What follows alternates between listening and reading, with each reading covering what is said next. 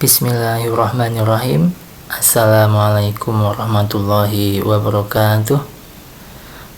Bagaimana kabarnya teman-teman mahasiswa sekalian?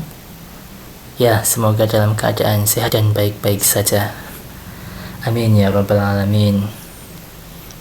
Baik, pada kesempatan kali ini kita akan belajar mengenai sel saraf atau neuron dan mekanisme jalannya stimulus atau rangsangan melalui sel saraf. Jadi sel saraf itu memiliki fungsi menerima rangsangan dari luar tubuh, kemudian menghantarkannya ke otak untuk diproses atau diintegrasi ya. Kemudian dari otak itu akan dikirim ke efektor. Efektor itu bagian organ ya, bisa berupa otot ya, atau jaringan untuk memberi respon atas rangsangan yang diberikan. Sebagai contoh,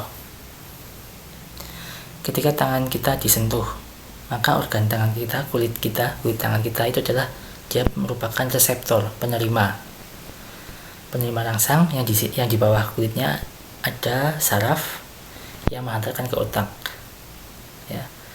Nah, di otak diproses sehingga kita mengetahui bahwa tangan kita itu tersentuh. Nah, dari otak nanti akan memberikan efek mungkin ke otot ya, ke otot leher untuk menengok ya siapa yang memegang tangan kita ya kan. Contoh lain misalnya ketika kita lapar, kita melihat makanan yang enak ya, maka reseptor kita adalah mata ya, organnya. Nah, di dalam mata ada saraf sensori, saraf penerima yang menghantarkan rangsangan ke otak. Nah, di otak akan diproses atau diintegrasi. Berhubung kita lapar ya dan ingin ya, maka respon dari otak itu akan dikirimkan mungkin salah satunya ke jaringan ludah di mulut ya, sehingga akan mengeluarkan ludah dan kita akan menelan ludah kepingin ya, alias ngiler lihat makanan tersebut karena kita posisinya sedang lapar. Nah, begitu gambaran awal mengenai fungsi sel saraf ya. Kita akan lanjut. Next, struktur sel saraf ya. Jadi gambarnya atau struktur sel saraf bisa kita lihat seperti gambar di samping ini ya.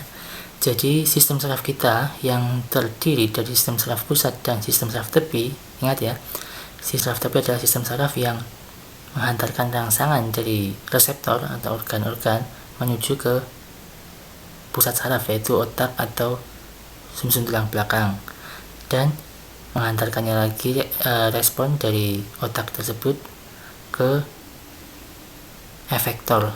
Itu adalah tugas dari sistem saraf tepi. Sedangkan sistem saraf pusat adalah merupakan otak itu sendiri dan sumsum tulang belakang yang bertugas untuk memproses atau mengintegrasikan rangsangan atau informasi. Seperti itu ya. Jadi sistem saraf kita yang terdiri dari sistem saraf pusat dan sistem saraf tepi itu merupakan tersusun ya dari miliaran sel saraf ini ya. Berarti otak kita itu di dalamnya merupakan kumpulan dari sel saraf ya. Sel saraf bersifat peka terhadap rangsang dan mampu menghantarkannya. Sel saraf menghubungkan reseptor ya, seperti tadi contohnya adalah organnya, tangan, mata, dan yang lainnya, ke pusat saraf, otak dan sumsum tulang belakang, dan ke efektor, jaringan otot dan kelenjar. Satu sel saraf memiliki satu badan sel yang memiliki sitoplasma dan inti sel. Ini badan selnya ya. Ini inti sel, ini sitoplasma. Nah, ini bertugas ya. Ini bertugas untuk mengatur aktivitas sel ya.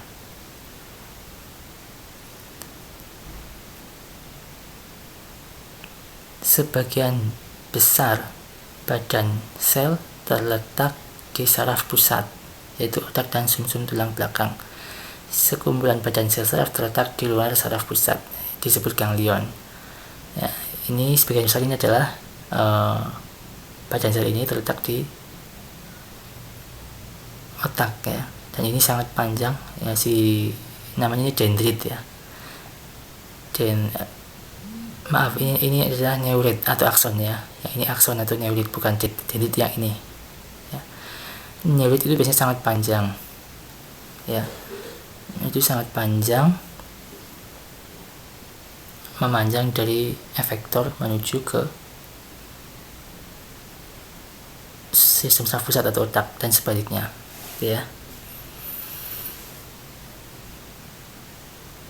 Kemudian sel saraf memiliki dua tonjolan sitoplasma, yaitu dendrit dan neurit ya. Ini kan sitoplasma ya. Tonjolannya ini yang panjang namanya neurit atau disebut juga akson. Nah, yang pendek-pendek ini adalah dendrit. Perbedaannya antara dendrit dan neurit ya adalah si dendrit ini membawa rangsangan menuju badan sel, sedangkan si neurit ya dia menuju keluar dari badan sel. Neurit atau akson biasanya dia lebih panjang ya. Nah, jadi seperti itu. Next. Nah, dendrit berfungsi menghantarkan impuls dari luar ke badan sel ya. Jadi dari luar sini mungkin tadi dari reseptor ya, atau dari sel saraf lain ya, diterima oleh dendrit menuju ke badan sel. Kemudian neurit atau akson menghantarkan impuls dari badan sel keluar ya, berarti dari sini badan sel ini keluar. Neurit atau akson ini yang panjang ini ya, panjang. Kalau yang pendek itu dendrit. Neurit beberapa sel saraf dibungkus oleh selaput myelin ya. Jadi sebagian besar neurit atau akson itu dia dibungkus oleh selaput myelin. Yang mana selaput myelin?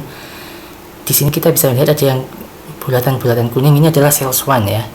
Nah, si myelin ini dia adalah terletak di dalam sel Schwann ya, berupa lapisan-lapisan yang membentuk sel Schwann. Jadi di dalam sel ini ada lapisan selaput myelin ya. Untuk lebih jelasnya kita perhatikan berikutnya ya. Next. Ini ya, selaput myelin terletak di dalam sel Schwann. Sel Schwann berbaris berderet membungkus neurit ya.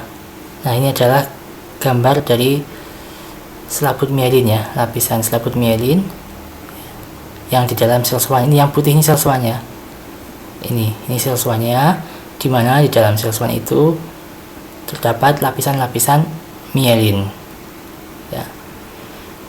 Kemudian nodus Ranvier merupakan celah kecil di antara sel Schwann. Jadi antara sel Schwann kan ada nih, antara sel Schwann ini kan ada celahnya ya, yang neurit yang tidak terbungkus oleh sel Schwann.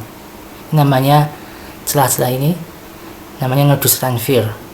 Ada fungsinya ya nodus Ranvier ini, yaitu untuk mempercepat jalannya stimulus atau rangsangan, karena si rangsangan itu akan melakukan lompatan-lompatan di antara sel Schwann ya, sehingga jalannya rangsangan akan lebih cepat seperti itu ya. Ini sel Schwann, jadi dia akan lompat-lompat seperti ini, dari sini tap tap tap gitu ya, tap tap tap tap. Nah, ini ada inti sel dari sel Schwann, jelas ya. Nah, sel Schwann ini fungsinya untuk apa ya? Fungsinya untuk memberi dukungan atau memberi makan untuk si sel saraf ini, neurit ini ya, neurit atau akson ini ya. Pertemuan neurit dari sebuah sel saraf dengan dendrit sel saraf lainnya membentuk sinapsis ya. Ini misalnya adalah neurit dari sel lain. Nah, yang ini adalah dendrit dari sel berikutnya. Misalnya rangsangan atau stimulus berjalan dari sini ya. Nah, kemudian sampai ujung ini namanya sinapsis ya, pertemuan antara neurit dengan dendrit. Nah, sampai dengan sini ini ada celahnya, namanya celah sinapsis ya, terpisah ya. Nah, sampai sini nanti stimulus atau rangsangan itu disalurkan ke dendrit atau ke sel berikutnya, itu menggunakan bantuan neurohormon ya, atau zat kimia neurohormon yang sering disebut dengan neurotransmitter ya. Ini yang gelembung-gelembung ini adalah neurotransmitter yang fungsinya untuk mengantarkan impuls atau stimulus ya, atau rangsangan dari satu sel ke sel lain, karena ada celahnya ya. Nah, selanjutnya kita akan mempelajari tentang neurotransmitter ini atau zat kimia ini ya. Ini fungsinya lumayan penting ya, sangat penting. Jelas ya, jadi sinapsis adalah pertemuan antara dendrit dan neurit pada sel lain ya. Untuk jalannya rangsang ini, di sini dia diteruskan fungsinya oleh zat kimia yang namanya neurotransmitter. Oke, next. Nah, sekarang apa itu sel glia? Sel glia merupakan sel pendukung struktur sistem saraf dan berperan memberi nutrisi pada sel saraf. Sel glia setiap saat dapat membelah dan membentuk sel baru sepanjang hidup. Nah, jadi sel glia ini merupakan sel saraf juga, tapi tidak berfungsi untuk menghantarkan stimulus atau rangsangan ya. Tapi dia fungsinya mungkin bahasa lainnya sebagai dapur ya, untuk memberi dukungan, memberi makanan terhadap sel saraf ya. Ini seperti tadi pada sel swan kan dia fungsinya itu memberi makan, memberi nutrisi untuk si neurit yang dibungkusnya gitu ya. Jenis-jenis sel glia yang pertama adalah oligodendrosit, adalah sel glia termielinasi ya pada sistem saraf pusat. Fungsi utama mereka adalah untuk memberikan dukungan dan isolasi untuk akson dalam sistem saraf pusat, sama dengan fungsi yang dilakukan oleh sel swan dalam sistem saraf tepi. Nah, ini kan kalau oligodendrosit dia sel glia yang mendukung sel saraf pusat ya. Sel saraf itu yaitu sel saraf yang terletak di otak ataupun di sumsum tulang belakang ya. Jadi oligodendrosit yang mana? Yang ini ya. Dia sel glia ini, sel pendukung ini, dia mendukung sel saraf yang ada di pusat saraf yaitu otak ya. Sedangkan sel swan tadi kan dia memberi dukungan tapi untuk sel saraf tepi, sistem saraf tepi, yaitu sistem saraf tepi adalah sistem saraf yang menghantarkan dari reseptor ke otak atau dari otak menuju ke efektor yang panjang itu ya. Itu fungsi sel swan dan oligodendrosit, fungsinya sama, tapi untuk sel swan itu di sistem saraf tepi, sedangkan oligodendrosit dia di sistem saraf pusat. Oke, jelas ya. Oke, next. Sel swan pada sistem saraf tepi berfungsi untuk membentuk selubung mielin ya kan, tadi sudah. Mikroglia adalah tipe dari sel glia yang merupakan sel imun pada sistem saraf pusat. Mikroglia dapat beraksi sebagai fagosit, membersihkan debris sistem saraf pusat ya. Jadi ada namanya mikroglia. Sel mikroglia ini adalah sel glia yang berfungsi sebagai sistem imun, sistem pertahanan. Dia bisa memakan zat-zat asing yang masuk ke dalam otak ya, ataupun debris. Debris adalah sel-sel saraf yang sudah mati ya. Dia akan dimakan oleh si mikroglia ini. Jadi dia adalah pembersih ya, yang menyapu, membersihkan otak dari zat-zat asing atau sel-sel yang telah mati. Demikian ya, sel-sel yang mati atau sel-sel yang rusak ya.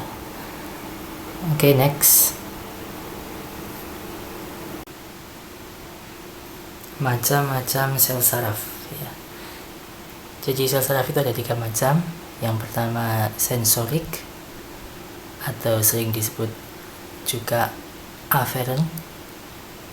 Kemudian sel saraf konektor dan juga sel saraf motorik atau sering juga disebut efferent. Apa perbedaannya? Kalau sel saraf sensorik atau afferent, dia berfungsi membawa atau menerima kemudian membawa ya, menerima stimulus atau rangsangan ya dari luar tubuh, diterima oleh indera, bisa mata, hidung, telinga, kulit ya, dibawa ke sistem saraf pusat ya, yaitu bisa otak ya atau sumsum tulang belakang.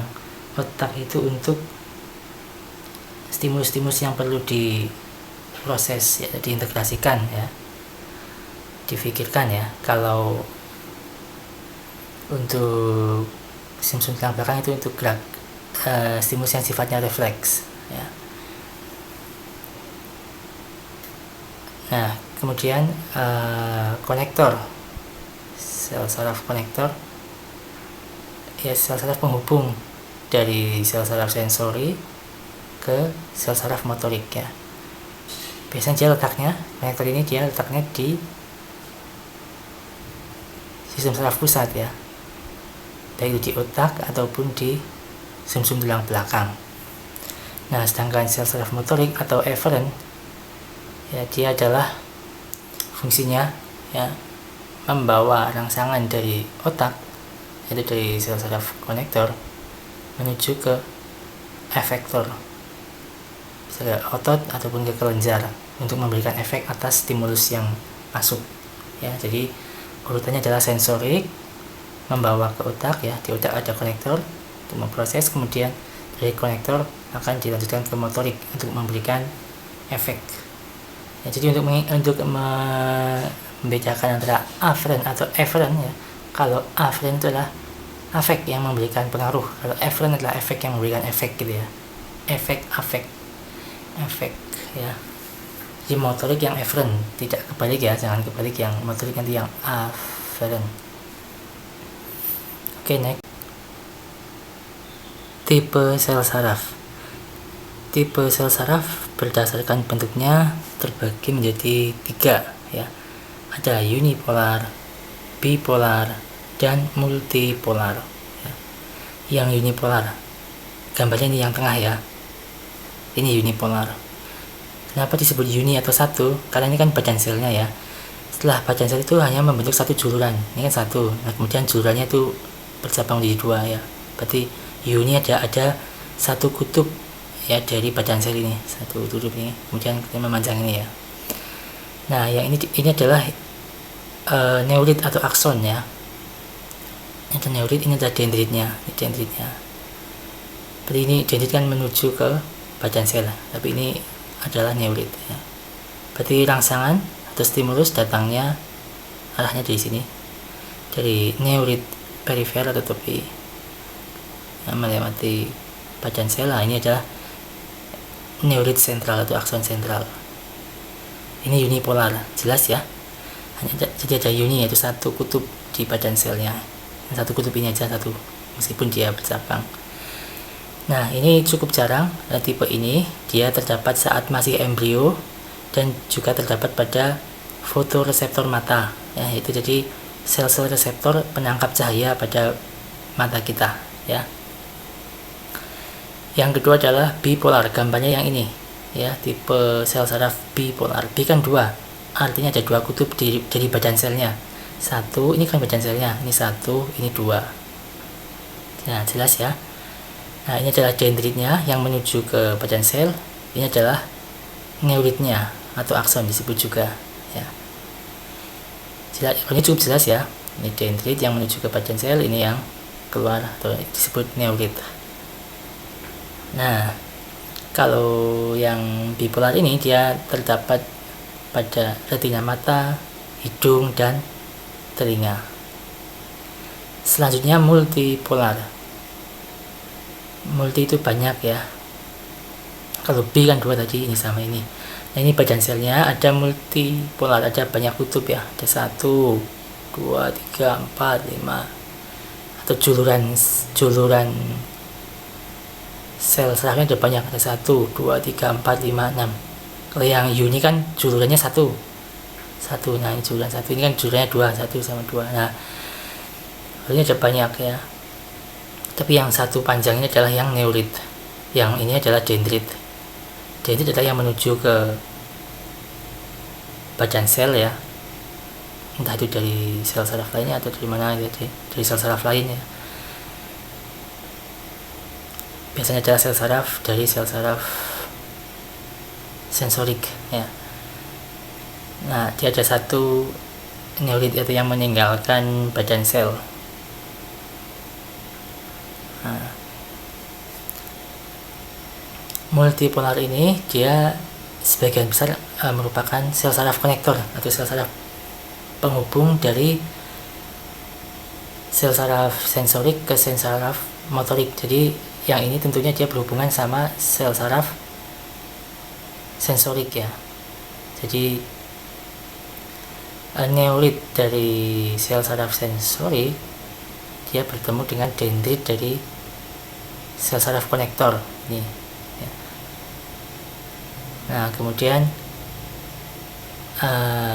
neurit dari sel saraf konektor ini dia akan bertemu dengan dendrit pada sel saraf motorik ya, bisa diterima ya. Jadi sel saraf konektor ini dia letaknya pada otak dan sumsum tulang belakang. Kalau ini kan dia di sel saraf, sistem saraf tepi ya. Kalau ini jadi otak atau sumsum tulang belakang. Kalau ini yang menghantarkan ke otak atau yang menghantarkan dari otak ke efektor ya. Jadi bisa diterima ya. Kalau yang multipolar adalah kebanyakan sel saraf konektor ya. Sel saraf konektor yang terletak di pusat saraf yaitu otak atau sumsum tulang belakang. Oke. Next. Sel saraf sensori. Sel saraf sensori berfungsi menghantarkan impuls saraf dari reseptor alat indera ke otak atau sumsum tulang belakang ya. Misalnya ini adalah dendritnya ya, berarti ini dari efektor dari reseptor alat indera akan diteruskan sini. Ini nanti akan ketemu kemana? Ke sel saraf konektor. Ini neurit ini akan bertemu dengan dendrit dari sel saraf penghubung atau konektor di otak ya. Dendritnya berhubung dengan indera untuk menerima rangsang, ini dendritnya berhubungan indera. Neuritnya berhubungan dengan sel saraf lain, yaitu sel saraf konektor. Jelas ya. Jadi neuritnya berhubungan dengan dendrit sel saraf konektor yang tadi bentuknya multipolar. Kemudian sel saraf penghubung atau konektor atau sering disebut juga interneuron ya. Jadi setelah impuls atau stimulus itu melalui sel saraf sensori akan diterima oleh sel saraf penghubung ya di otak atau di sumsum tulang ya. Jadi kalau bentuknya itu yang ini ya, sel saraf penghubung atau konektor atau interneuron. Kalau yang ini adalah yang sensori, yang ini adalah motor ya. Jadi dari sini ke sini, ini ke sini, ini di otak ya. Neuron konektor terletak di sistem saraf pusat, otak dan sumsum tulang belakang. Jelas ya. Neuron konektor memiliki banyak dendrit dan neurit. Nah, ini dendritnya yang berwarna hitam ya, di warna hitam banyak, dan neuritnya ini berwarna pink ya, pada banyak. Nah jadi ini berhubungan dengan apa namanya, neurit dari sel saraf sensori ya kan. Sedangkan yang pink atau neurit dari sel saraf konektor ini akan berhubungan dengan dendrit sel saraf motorik. Nah sel saraf motorik ini akan berhubungan dengan jaringan atau otot kelenjar untuk memberikan efek ya. Jadi arahnya dari sini ya, misalnya ya, misalnya ini adalah dendritnya ya, berarti ini pertama dari sini ada rangsangan melalui kulit misalnya ya. Rangsangan akan diterima oleh dendrit, oleh neurit akan diteruskan, nanti akan sampai ke dendrit konektor. Konektor akan lewat ke neurit, neurit akan diteruskan ke dendrit motorik, dan motorik akan ke neurit motor, kemudian akan ke efektor. Nah, kemudian ini sudah tadi berfungsi meneruskan impuls dari neuron sensori ke neuron motorik ya, seperti yang perlu saya sampaikan. Ujung dendrit berhubungan dengan ujung neurit sel saraf lain ya.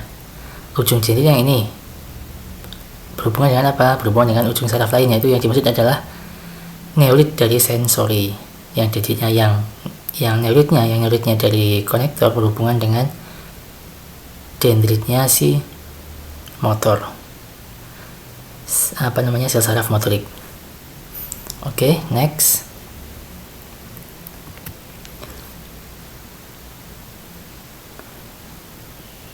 Pada pertemuan ujung neurit dengan dendrit sel saraf berikutnya terdapat celah sempit yang disebut sinapsis. Ya, jelas ya, tapi di sini nggak ada gambarnya.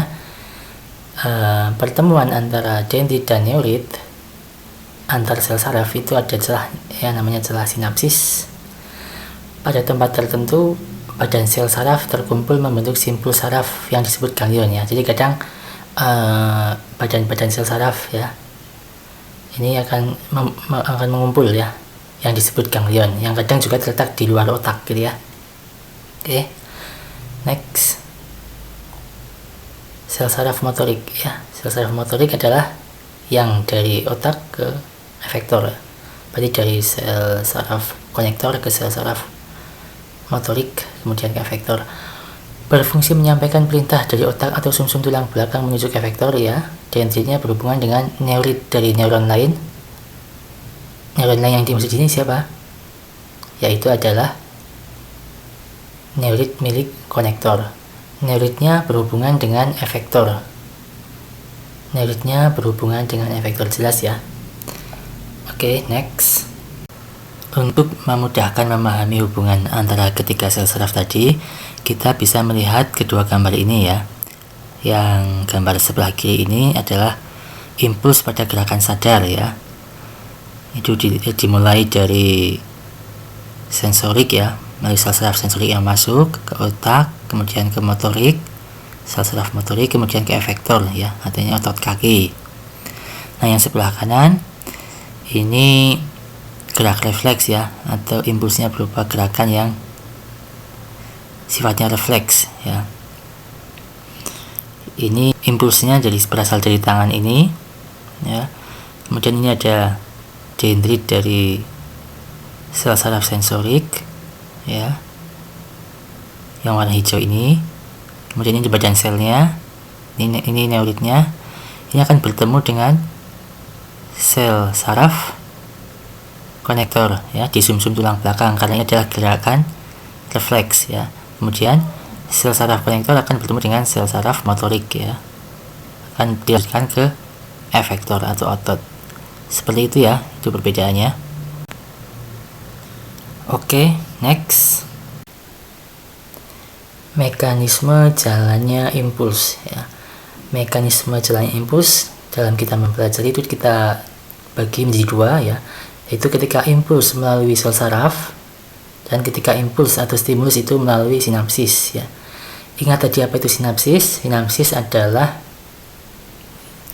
pertemuan antara sel satu dan sel yang lain, ya, antara ujung neurit dan ujung dendrit sel lainnya, ya kan? Di situ ada celahnya, namanya celah sinapsis, ya. Jadi impuls melalui sel saraf itu nanti berarti impulsnya melewat dari sini, gitu ya. Nah, antar sel saraf satu, misalnya sel saraf sensorik ke sel saraf motorik, itu kan ketemu sinapsis, ya, namanya. Nah, gambarnya itu ini sinapsis, ya.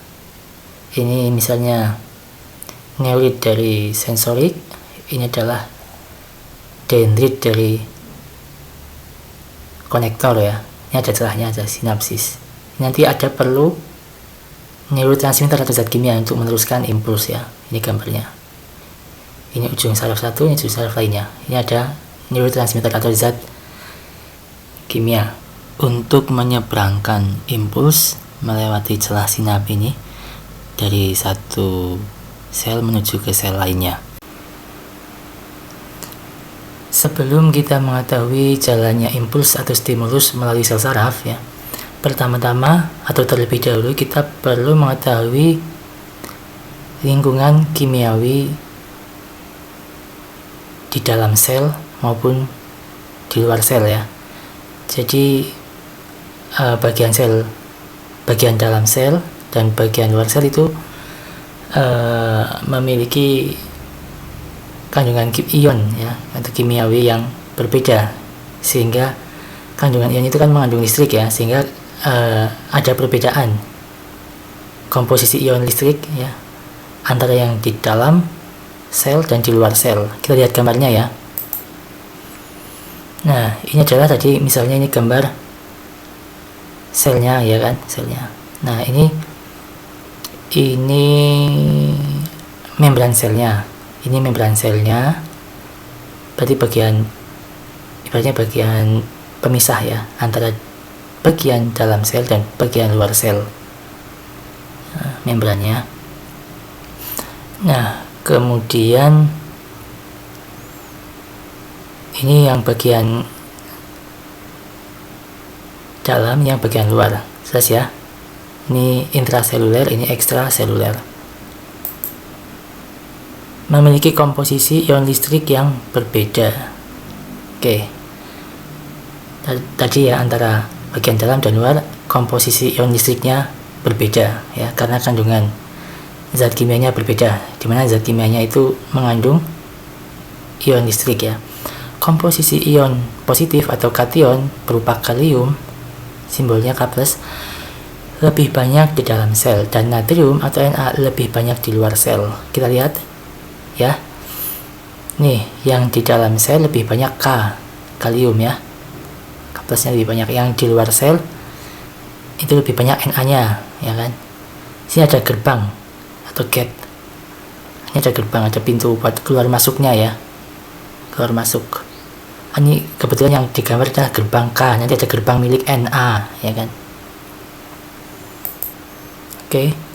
Di dalam sel, ion negatif atau ion anion di dalam sel ya, ion negatif atau anion terdiri dari protein, sulfat, fosfat, dan klorida atau elemen.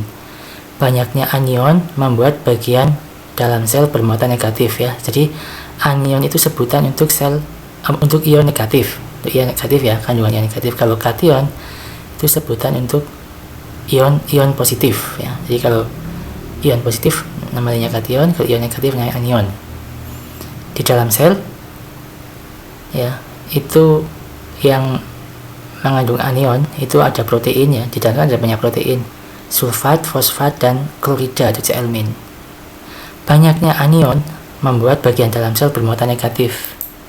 Ya, ini di sini kan ada intra kan sini. Nah, di sini kan banyak apa namanya tadi? Protein ya.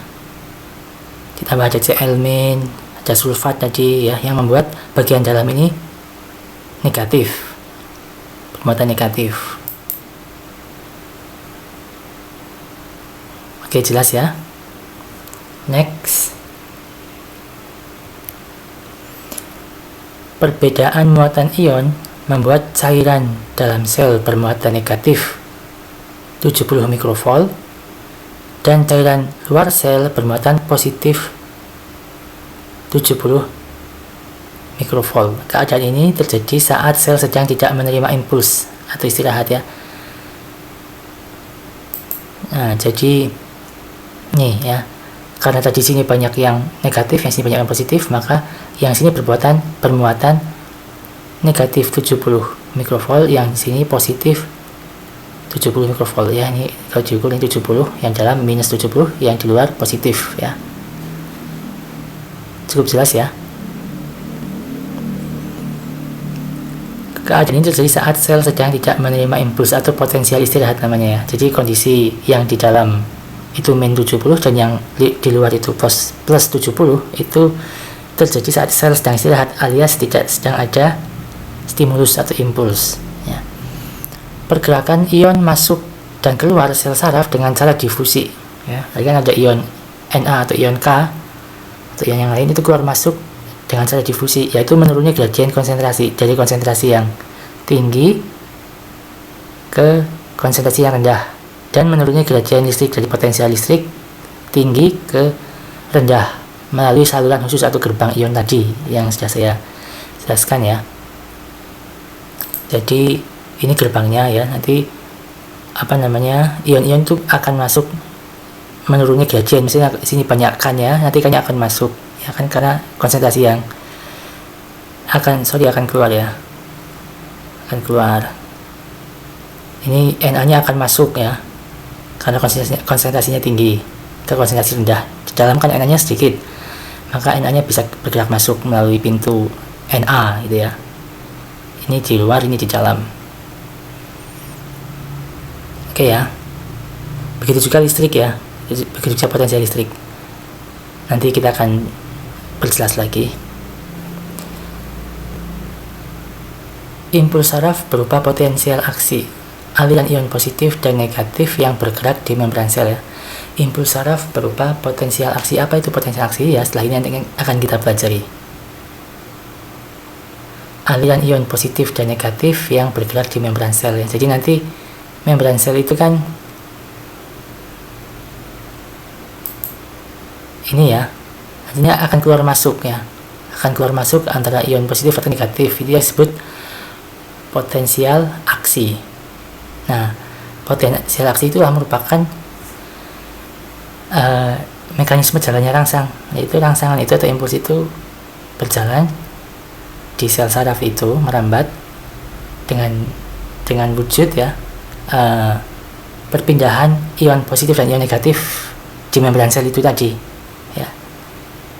Jadi impuls merambat di sini itu diwakili dengan keluar masuknya ion positif dan ion negatif ini.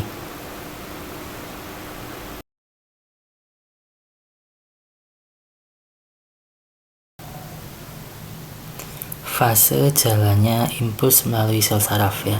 Jadi kita akan mempelajari tahapan-tahapan ya, bagaimana rangsangan itu atau impuls itu melewati sel saraf ya.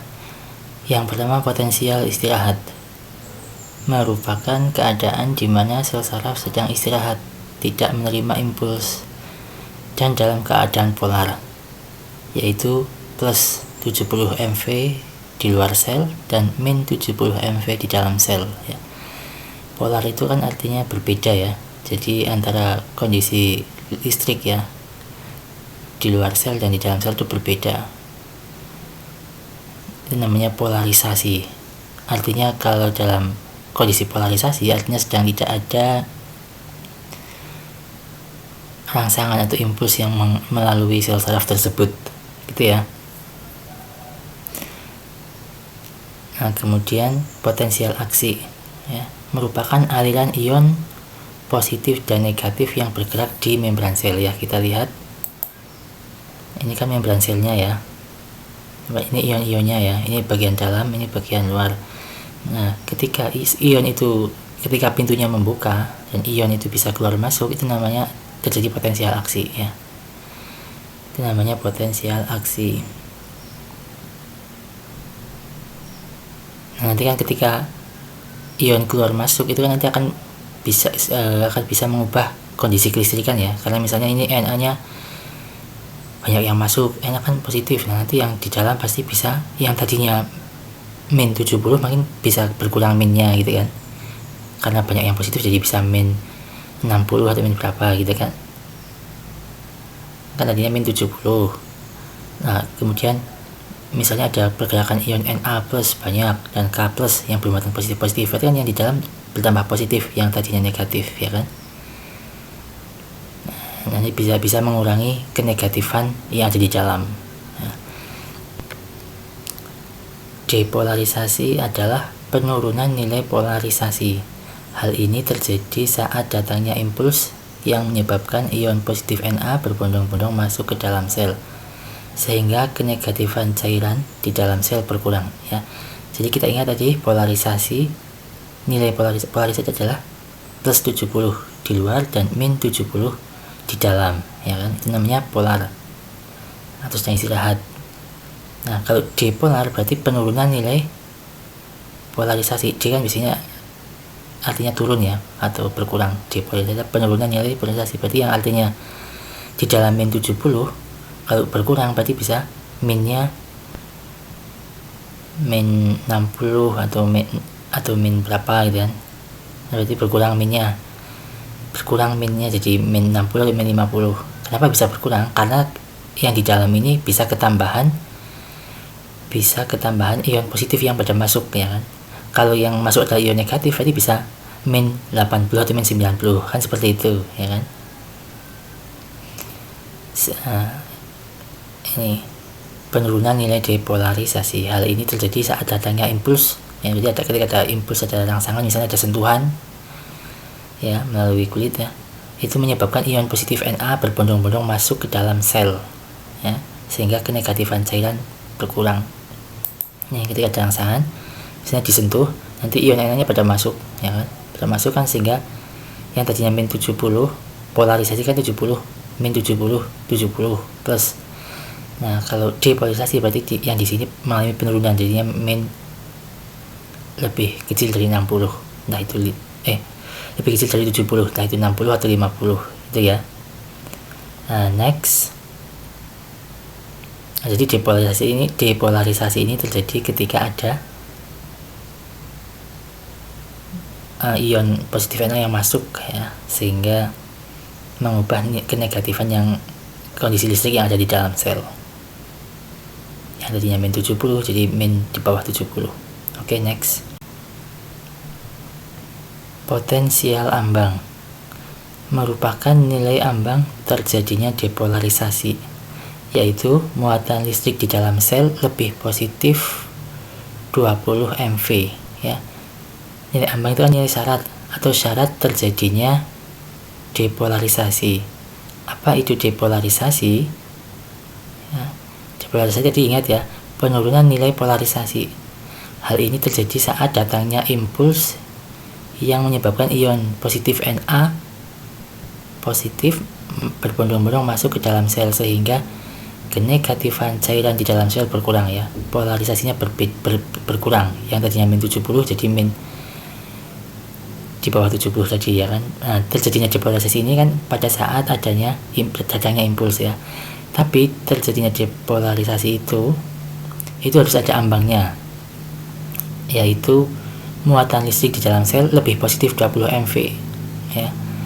Artinya kalau misalnya ion Na yang masuk itu tidak sampai mengubah ion listrik di dalam sel menjadi yang tadinya min 70, kalau lebih positif 20 kan menjadi min 50, ya. Kalau ion Na yang masuk itu tidak dapat mengubah kondisi di dalam sel menjadi min 50, maka itu tidak terjadi depolarisasi, artinya tidak ada rangsangan, tidak ada stimulus, ya. Berarti kan artinya ion Na yang masuk harus sejumlah 20 MV, ya kan, supaya yang di dalam, ya, artinya yang di dalam, ya, entah itu ion Na entah itu ion yang lain, pokoknya kalau yang di dalam itu bisa menjadi lebih positif 20, bisa menjadi min 50, arti dalam kata lain, ya, yang tadinya min 70 itu artinya sedang terjadi syarat terjadinya depolarisasi, akan terjadi depolarisasi atau akan datang rangsangan. Nah, bisa kita ibaratkan berarti kalau misalnya ion Na yang masuk itu tidak sampai positif 20, artinya yang di dalam akhirnya cuma setelah pada masuk, ya, setelah ion Na ini pada masuk, tapi kok di sini tidak sampai min 50, ya, cuma min 65, berarti itu artinya rangsangannya sangat kecil, artinya tidak ada rangsangan, ya, tidak dianggap sebagai rangsangan. Tapi kalau misalnya ion Na yang masuk itu mengubah yang di dalam ini menjadi positif 20, yang tadinya min 50, yang tadinya min 70 jadi min 50, maka itu adalah terjadinya depolarisasi, atau artinya perubahan nilai polar, penurunan nilai polar, yang artinya itu menandakan sedang adanya impuls, ya, atau ada rangsangan. Kalau tidak sampai min 50 atau tidak positif, lebih positif dari 20, maka itu artinya tidak dianggap sebagai sebuah rangsangan, ya, seperti itu, ya. Itu, ya. Oke, next. Peningkatan depolarisasi adalah fase di mana semakin banyak ion positif Na+ yang masuk ke dalam sel, ya. Tadi kan depolarisasi kan adalah ion Na yang bermuatan positif itu berbondong-bondong masuk ke dalam sel, ya, yang mengubah kenegatifan sehingga agak lebih positif. Itu terjadi ketika ada rangsangan. Nah, kemudian itu akan mengalami peningkatan, ya. Jadi fase ini namanya fase peningkatan depolarisasi. Artinya ion Na positif yang masuk semakin banyak, sehingga yang di dalam otomatis akan semakin kecil kenegatifannya, alias akan semakin positif. Yang tadinya min 70 ya. Kalau ambang batas kan ditambah plus 20 jadi min 50. Nah, kalau terjadi peningkatan depolarisasi bisa min lebih kecil lagi ya, min 30 atau min 20 gitu ya. Itu namanya proses peningkatan depolarisasi. Tahap selanjutnya adalah repolarisasi. Adalah kembalinya kondisi sel saraf menuju posisi polar setelah mengalami depolarisasi ya.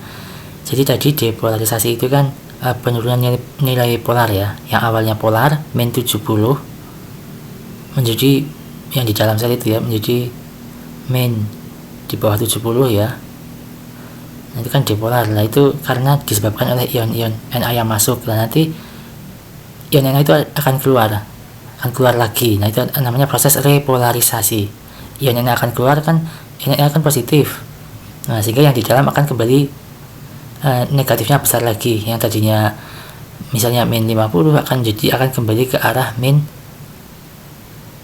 70 kembali. Karena ion Na nya pada keluar, yang tadinya masuk. Kalau pas depolarisasi kan ion Na nya pada masuk. Nah, kalau pas repolarisasi itu ion Na nya pada keluar lagi. Nah, kan kalau depol kan itu menandakan adanya datangnya impuls atau rangsangan. Nah, kalau repolarisasi itu berarti sudah perginya atau sudah selesainya impuls ya. Nah, itu namanya repolarisasi. Nah, kemudian tahap selanjutnya hiperpolarisasi atau undershoot adalah keadaan di mana nilai polarisasi mengalami peningkatan, yaitu potensial membran lebih negatif dari fase istirahat. Nah, ya, berarti ini adalah fase repolarisasi yang kebablasan. Tapi ini terjadi dalam waktu yang singkat ya. Misalnya tadi kan kalau polarisasi kan itu min 70 di dalam dan plus 70 di luar. Nah, ketika terjadi repolarisasi yang tadinya di dalam kan masih depolarisasi masih misalnya min 50. Karena ion Na positifnya pada keluar kan terjadi polarisasi ya. Sampai harusnya sampai 70, sampai jadi min 70. Karena ion positifnya pada keluar jadi dalam sel ion Na-nya ya seharusnya kembali ke 70, min 70. Tapi karena ion Na-nya kebablasan pada keluar terus sehingga bisa lebih negatif lagi, bisa mungkin sampai min 90 atau min 100 MV itu ya. Itu namanya hiperpolarisasi atau undershoot. Ini kebablasan ya. Repolarisasi kebablasan yang terjadi dalam waktu singkat ya. Misalnya tadinya dipol, tadinya min 50, harusnya kan kembali ke min 70. Tapi karena ion Na-nya terus keluar, ya, ion Na-nya terus keluar, maka itu akan terjadi hiperpolarisasi ya ini. Jadi misalnya tadi ini kan di dalam sel, ini di luar sel. Kalau depolarisasi yang di sini di dalam sel ini kan min 50. Nah, kalau repolarisasi ion Na-nya pada keluar yang positif, sehingga kan di sini negatifnya bertambah. Harusnya sampai min 70 kembali ke proses polar. Tapi karena pada kebablasan keluar terus, sehingga yang di sini jadinya minnya bisa lebih dari min 70, bisa min 90 atau min 100. Nah, itu namanya proses undershoot atau hiperpolarisasi yang terjadi dalam waktu singkat ya. Seperti itu ya, bisa dipahami ya. Oke, next. Nah, ini sekarang kita lihat gambarnya biar jelas. Ini tahap 1, tahap 2, tahap 3, tahap 4, tahap 5. Tahap 1 adalah tahap potensial istirahat, tahap depolarisasi, tahap peningkatan depolarisasi, tahap repolarisasi, dan tahap undershoot ya. Ya, ini yang berwarna coklat. Ini adalah bagian dalam sel. Ya. Kemudian yang berwarna biru bagian luar sel. Nah, bagian yang coklat tua ini adalah membran selnya. Ya. Ini adalah pintu Na, keluar masuknya Na. Ini adalah pintu keluar masuknya K. Ini pintu keluar masuknya Na. Kita ingat ion Na banyak, ion Na positif ya banyak terdapat di luar sel, sedangkan ion K plus banyak terdapat di dalam sel. Ya. Ini dalam kondisi istirahat atau potensial istirahat alias sedang tidak ada rangsangan. Dalam kata lain, ini masih terjadi polarisasi atau perbedaan nilai potensial listrik ya, dimana yang di dalam itu min 70 dan yang di luar plus 70 ya. Meskipun di dalam ini ada ion K positif atau ion yang bermuatan positif, tapi di sini lebih banyak ion yang bermuatan negatif seperti protein dan yang lainnya, sehingga di dalam ini bermuatan negatif ya. Ini adalah potensial istirahat. Artinya ini kan pintu Na-nya tertutup, pintu K-nya juga tertutup ini. Jadi K tetap di dalam, Na tetap di luar, sehingga kondisinya stabil.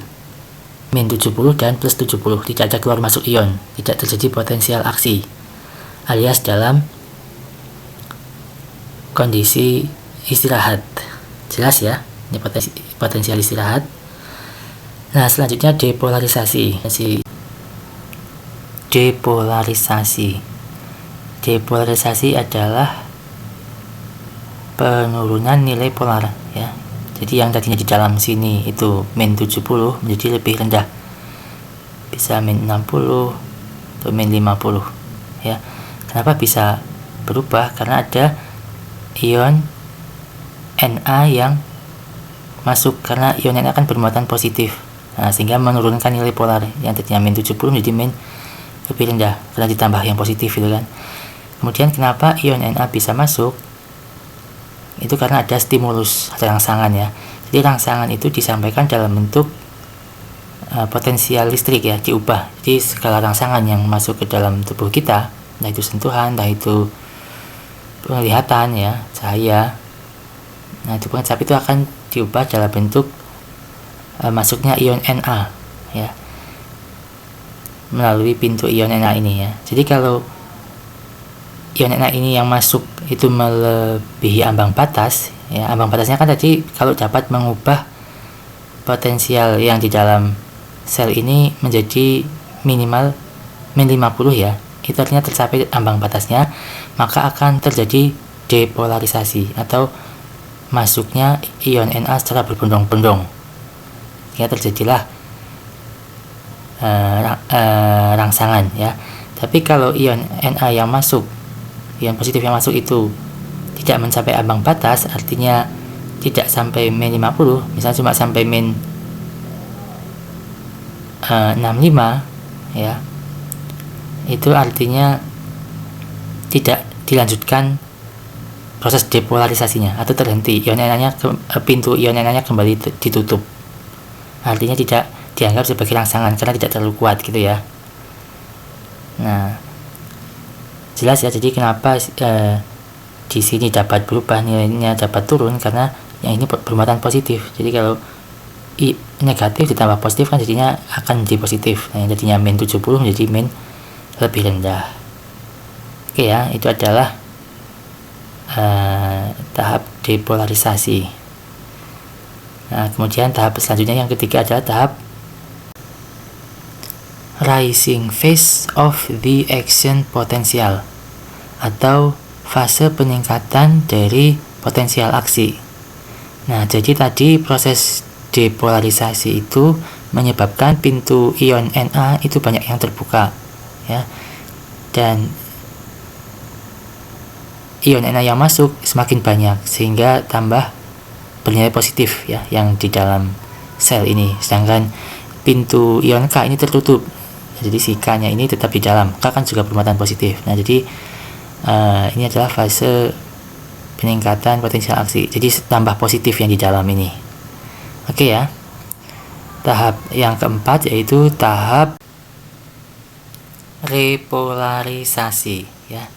Jadi kondisi repolarisasi ini atau tahap repolarisasi ini adalah tahap yang menuju ke keadaan kembali polar ya. Kembali polar itu seperti pada keadaan awal ini ya. Jadi yang dalam ini akan kembali negatif, nah yang luar akan positif. Setelah sebelumnya kan mengalami depolarisasi, yang artinya yang bagian dalam sel ini lebih positif dari sebelumnya. Misalnya yang di sini tadi adalah yang pas awal itu min 70. Nah, ini mungkin pas kondisi depolar atau pas rising phase ini dia bisa min 50 atau kurang ya, karena lebih positif, karena banyak ion positif yang masuk. Nah, dalam tahap repolar itu akan kembali main lagi, akan mendekati ke arah min 70 lagi, kembali lagi ya. Kenapa bisa terjadi? Karena ion positif K itu akan keluar ya, karena pintunya terbuka ya, jadi kan ini akan min ya, ditambah pintu Na itu tertutup, jadi ion Na nggak bisa masuk. Nah, sehingga yang positif keluar ya, yang positif nggak bisa masuk, jadi yang sini akan kembali ke arah min 70 kembali ya, artinya keadaan polar seperti pas masa istirahat gitu ya. Oke. Next, pada tahap yang kelima adalah tahap undershoot ya. Jadi tahap undershoot ini adalah tahap dimana pintu ion Na masih tertutup dan pintu ion K masih terbuka, sehingga ion K-nya yang bermuatan positif pada keluar, nah, yang ion Na nggak bisa masuk. Nah, dalam kondisi seperti ini maka ini terjadi terus menerus ya, ion K-nya pada keluar, maka yang di dalam sel ini akan terus bertambah, nilainya menjadi semakin negatif ya. Kalau pada potensial istirahat itu kan min 70 ya di sini. Nah, ini karena itu terus keluar maka akan lebih dari min 70. Bisa sampai min 80, 90 atau seterusnya, terus lebihnya ya. Nah, ini namanya fase undershoot atau kebablasan ya. Tapi fase ini terjadi dalam waktu singkat ya, karena setelah ini nanti pintu kapasnya akan menutup ya, pintu kapasnya akan menutup sehingga ion kapasnya tidak bisa keluar ya, dan pintu Na nya ada yang membuka sehingga ada ion Na yang bermuatan positif itu masuk, dan kondisinya kembali ke kondisi potensial istirahat ya, atau fase polar, yaitu sini min 70 ya. Jadi sudah kembali ya siklusnya. Nah, itulah kelima tahapan ini ya. Nah, untuk mempermudah pemahaman, kita bisa melihat gambar grafik di tengah ini ya. Ya, angka satunya adalah yang merah ini adalah fase istirahat ya, atau resting state atau potensial istirahat, dimana itu kondisi di dalam sel itu min 70 dan di luar sel itu positif 70 mikrovol ya. Nah, yang nomor 2 ini adalah tahap depolarisasi ya, atau penurunan nilai polar. Nah, yang nomor 3 ini yang biru tua adalah peningkatan depolarisasi ya, atau banyak ion positif yang pada masuk ya. Nah, yang hijau ini yang keempat adalah repolarisasi, kembali ke keadaan polar. Nah, yang ungu ini adalah yang kebablasan ya, undershoot, karena banyak ion positif yang keluar ya, sehingga sangat negatif yang di dalam.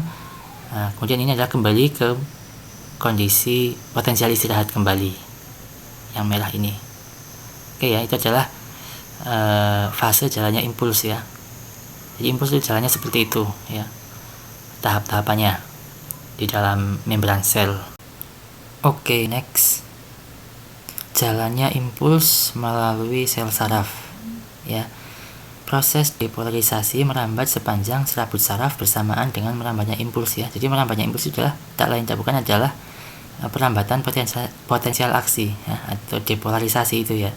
Contohnya ini ya, ini kan sel sarafnya, serabut sarafnya, yang merah masih istirahat, fase potensial istirahat.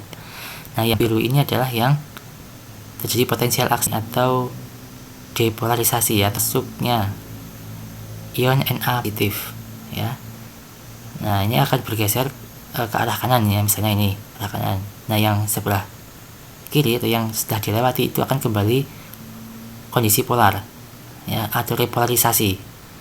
Nah, itu akan bergeser searah itu ya, ke kanan terus. Ini yang biru kan yang potensial aksi atau depolarisasi. Nah, yang hijau ini adalah yang repolarisasi, dan yang merahnya adalah sudah polar atau sudah istirahat kembali. Jadi rangsangan atau stimulus itu berjalannya merambat seperti dia, dari misalnya dari reseptor sampai ke otak gitu ya, set gitu ya. Bisa dipahami? Oke, next. Pada serabut saraf bermielin, depolarisasi hanya terjadi pada nodus Ranvier, sehingga terjadi lompatan potensial kerja yang mempercepat jalannya impuls, atau disebut saltative conduction ya.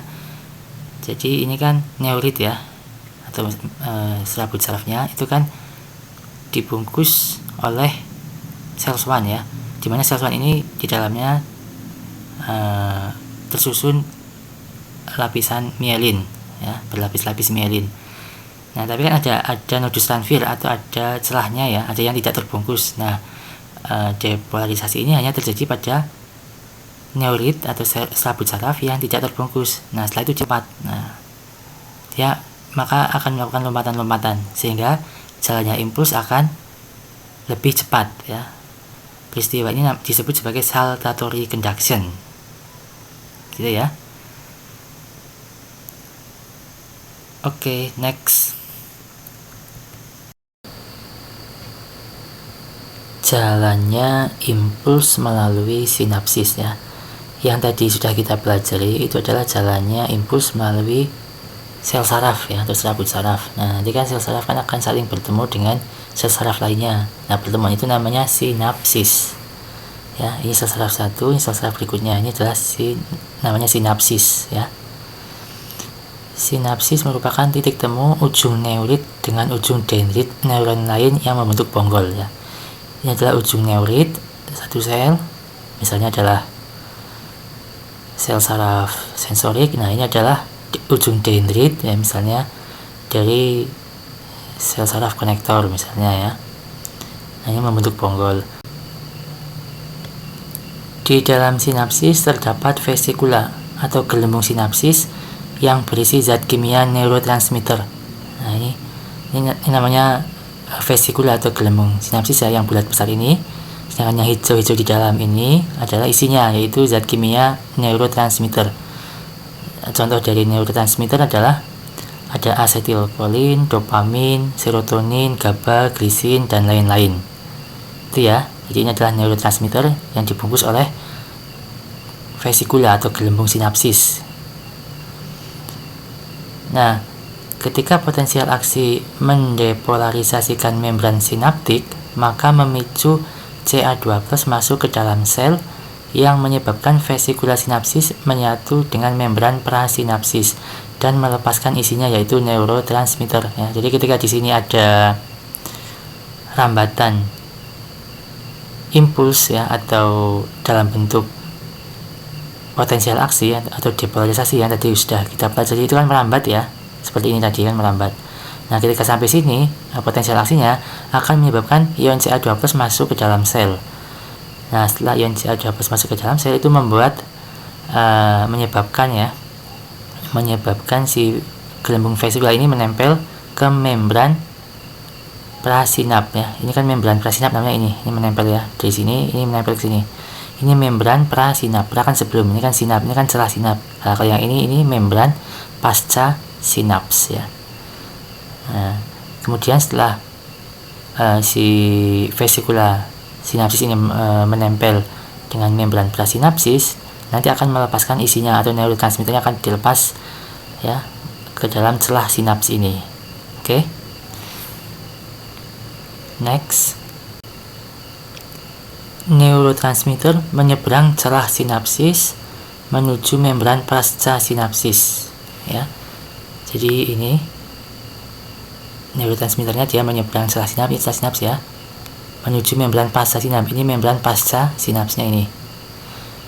Neurotransmitter tersebut berikatan dengan reseptor berupa gerbang dan membuka gerbang tersebut. Nah, ini dia yang gerbang ya, atau reseptornya, gerbangnya ini dia akan menempel di sini. Nah, ini gambarnya, menempel dan membuka gerbang, membuka pintunya ya, sehingga ion-ion dapat masuk. Ion-ion yang ada di luar sini, ekstrasel, di luar sel akan dapat masuk ke dalam sel, saraf melalui membran pasca sinap ini, melalui pintu ini ya kan, dapat memasuki membran pasca sinapsis. Setelah itu neurotransmitter akan diuraikan oleh enzim, nah, dan dibentuk lagi menjadi neurotransmitter kembali ya. Setelah ini nanti akan dihancurkan ya, diuraikan oleh enzim, dan nanti akan dibentuk lagi menjadi neurotransmitter kembali. Oke, next.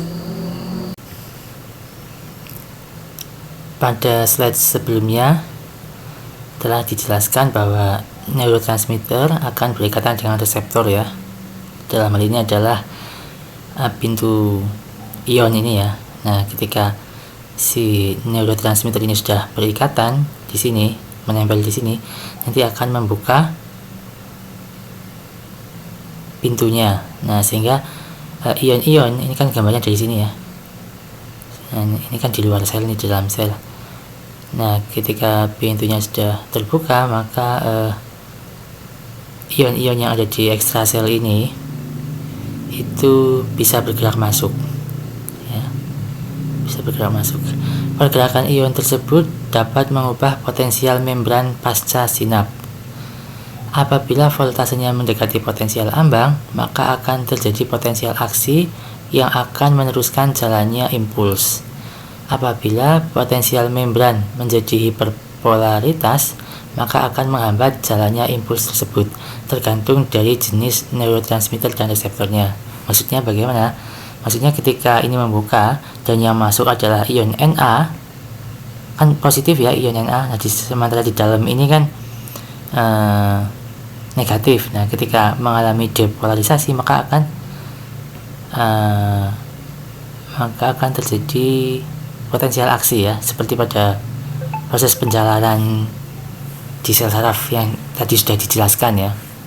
Jadi seperti itu prosesnya. Kalau yang masuk adalah ion-ion positif, baik itu Na atau K, itu akan mendepolarisasikan ya, dengan syarat tercapai potensial ambangnya ya. Nanti impulsnya akan dihantarkan ya.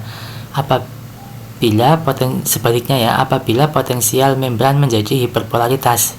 Hiperpolar itu sangat polar. Artinya yang masuk adalah ion yang negatif. Kan di dalam semakin negatif, maka akan semakin polar ya. Hiperpolaritas ya. Maka kondisinya sama seperti saat potensial istirahat ya, artinya tidak mau meneruskan rangsang karena kondisinya polar ya. Jadi ada rangsang yang diteruskan, ada rangsang yang dihambat ya. Seperti itu. Kenapa ada rangsang yang perlu diteruskan dan kenapa ada yang perlu dihambat ya, setelah ini ya. Next. Apabila neurotransmitter yang berikatan, maksudnya yang berikatan dengan reseptor ini ya, bersifat meneruskan impuls, maka disebut sinapsis eksitatoris. Dan apabila neurotransmitter tersebut bersifat menghambat, maka disebut sinapsis inhibitoris ya. Jadi ada dua kelompok neurotransmitter ya, yaitu yang sifatnya meneruskan rangsang atau disebut sinapsis eksitatoris, dan yang sifatnya menghambat rangsang yang disebut sinapsis inhibitoris ya. Mekanismenya meneruskan dan menghambat itu seperti yang tadi, yang sebelumnya slide ini sudah saya jelaskan ya. Kenapa ada yang perlu diteruskan dan ada yang perlu dihambat ya. Contoh yang perlu diteruskan ya, berbagai macam impuls saraf yang perlu diteruskan, misalnya ketika impuls saraf penglihatan ya, perasa kan perlu diteruskan. Ada yang perlu dihambat, misalnya impuls saraf yang berkaitan dengan cemas ya, emosi negatif, itu kadang perlu dihambat di otak ya oleh neurotransmitter tertentu, misalnya neurotransmitter GABA. Nah ya, itu supaya orang menjadi rileks ya. Ketika impuls atau cemasnya itu, impuls rasa cemasnya itu dihambat oleh neurotransmitter GABA. Mekanismenya penghambatannya seperti tadi ya, di slide sebelum ini. Oke, next. Macam-macam sinapsis. Sinapsis eksitatoris. Reseptor neurotransmitter mengatur saluran gerbang atau pintu Na lebih kuat masuk ke dalam sel dan K+ lebih lemah keluar dari sel, sehingga terjadi potensial aksi yang akan mendepolarisasikan sel. Kondisi ini disebut potensial pasca sinapsis eksitatoris. Nah, jadi sinapsis eksitatoris ini ya, itu dia lebih cenderung untuk memasukkan ion Na masuk dan ion K+ tetap di dalam, tidak keluar. Nah, sehingga kan kondisi di dalam yang tadinya min negatif jadi lebih positif, artinya terjadi potensial aksi atau depolarisasi, maka rangsangan atau impuls akan dihantarkan, seperti itu ya. Next, sinapsis inhibitor, reseptor neurotransmitter ya, ini ya reseptor neurotransmitter permeabel terhadap K+ meninggalkan sel atau Cl- memasuki sel, sehingga terjadi hiperpolarisasi sehingga tidak terjadi potensial aksi. Kondisi ini disebut potensial pasca sinaptik inhibitor atau PPI ya. Jadi pada yang sinapsis inhibitor ini ya, dia pintunya dia lebih cenderung ya memerintahkan K+ untuk meninggalkan, K+ untuk meninggalkan sel keluar. Nah, sedangkan yang Cl- itu masuk, sehingga yang di dalam tambah negatif ya, yang di luar tambah positif, artinya terjadi hiperpolarisasi. Hiperpolarisasi kan itu lawannya depolarisasi, artinya rangsangan tidak dihantarkan. Nah, seperti itu ya. Next, contoh-contoh neurotransmitter.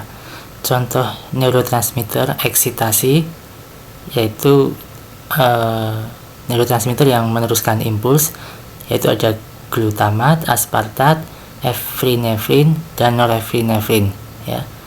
Untuk contoh neurotransmitter inhibitor atau yang menghambat impuls ada serotonin, glisin, dan gamma aminobutirat atau disingkat GABA. Next, baik, alhamdulillah materi kita telah selesai. Apabila ada yang ingin ditanyakan, bisa ditanyakan melalui kolom komentar. Saya Ari, wassalamualaikum warahmatullahi wabarakatuh.